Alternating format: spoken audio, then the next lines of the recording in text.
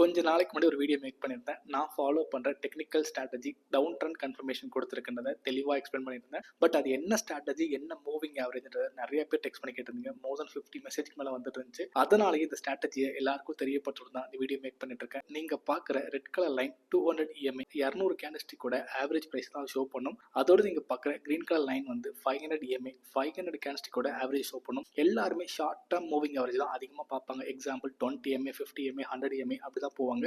But 200 EMA some people follow பண்ணுவாங்க. But I followed 500 EMA 500 கேண்டல்ஸ்டிக்கான average பிரைஸை conclude பண்ணும்போது ஒரு பெரிய ரேஞ்ச் கிடைக்குது. அதுதான் நான் 200 EMA கன்க்ளூட் பண்ணி கிராஸ் ஓவர் ஸ்ட்ராட்டஜியை ஃபாலோ பண்ணுவேன்.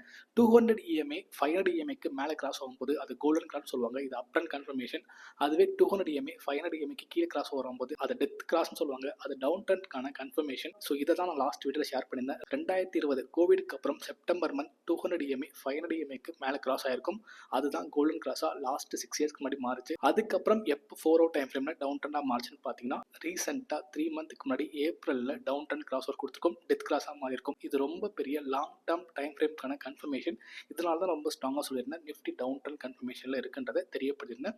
பட் இதுவே இது மறுபடியும் அப் ட்ரெண்ட் கன்ஃபர்மேஷன் கொடுத்துச்சுன்னா I am ready to go with the up trend confirmation. But still market down ட்ரெண்ட்ல இருக்குன்றது தான் தெரியப்படுத்துறேன். அது கூடவே நான் இதே மூவிங் ஆவரேஜை இன்ட்ராடே ட்ரெண்ட் ஃபாலோ பண்ணுறதுக்கு 1 மினிட் 3 மினிட்டை எடுப்பேன். நெக்ஸ்ட் ஷார்ட் டேர்ம் ட்ரெண்டை ஐடென்டிஃபை பண்ணுறதுக்கு 5 மினிட் அண்ட் 15 மினிட்ஸை ஃபாலோ பண்ணுவேன். மிட் டேர்ம் ட்ரெண்டை ஃபைன் பண்ணுறதுக்கு 30 மினிட்ஸ் 1 ஹவர் எடுத்துப்பேன்.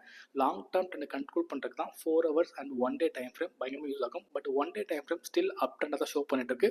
அது டவுன் ட்ரெண்டாக மாறிச்சு அப்படின்னா மார்க்கெட் பயங்கர பீரிங் இருக்குன்னு அர்த்தம். ஸோ இன்னும் வரைக்கும் மாறல. காட் கிரேஸ் அது மாறிச்சு அப்படின்னா மார்க்கெட் அக்ரெசிவ் பெரி ஸ்டாண்ட்க்கு என்ட்ரு ஆகிடும். ஸோ இதெல்லாம் தெரியப்படுத்துன்றது இன்வெஸ்டிங் ரொம்ப ஈஸியாக புரிஞ்சு பண்ணும்போது இன்னும் கொஞ்சம் நாள் ட்ரேடிங்கும் ஈஸியாயிரும். அதுக்கான விஸ்டமை நான் உங்களுக்கு ஷேர் பண்ணுறேன்.